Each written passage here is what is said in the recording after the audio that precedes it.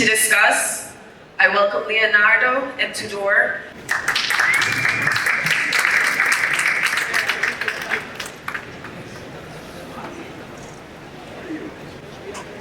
Leonardo, Tudor, welcome. I would like to start off maybe hearing a little bit about yourself, if you don't mind. Thank you very much for the introduction. I'm Leonardo, the space pianist. You saw the pianist part. Now I'm really honored and happy to talk about the space part. So I am an aerospace engineer, senior lecturer at the Malta College for Arts, Science and Technologies, senior lecturer in aerospace engineering. And I represent MCAST and its aerospace program, where there are ongoing projects about topics that will be soon discussed, and also the related master in aerospace engineering. My field of expertise is in technologies and measurement for aerospace, and in particular about space debris and impacts that can happen in orbit, but also this is scaled to the aviation field. So this in a nutshell my main activities as an engineer. Leonardo, you talked about debris.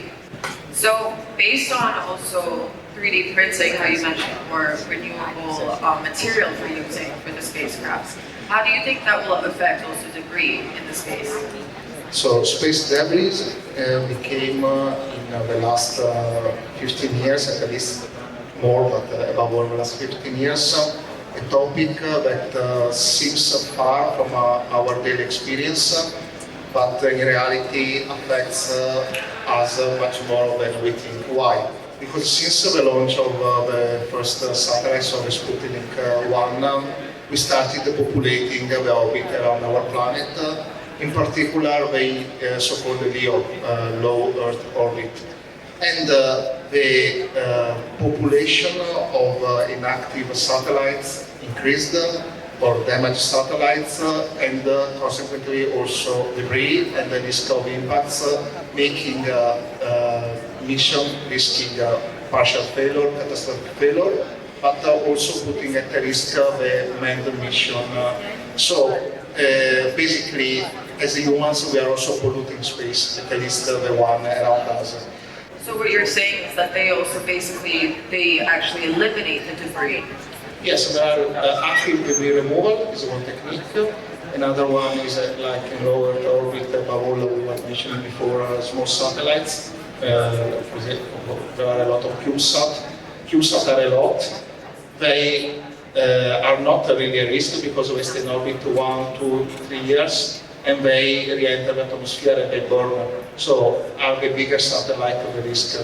So my last question to you, gentlemen, is coming from an industry's perspective, and then coming also from an innovation perspective to the blockchain. How do you think that the future in space and in aviation industries can incorporate towards a zero emission solution? Or what is your vision, what is your belief that what should we do to make that change happen? So actually, I'm at MCAST, which is Malta. So European community has strong guidelines and very huge projects regarding the topic, for example, about greener aviation. What can be done is investing in research materials, investing in more efficient engines, but also how these engines are managed is also like for the rockets. A lot is related with efficiency. All right, so you guys have also the challenge to make that happen for all of us. We'll be looking forward to seeing you also, and thank you so much. Thank you. Thank you very much for having me.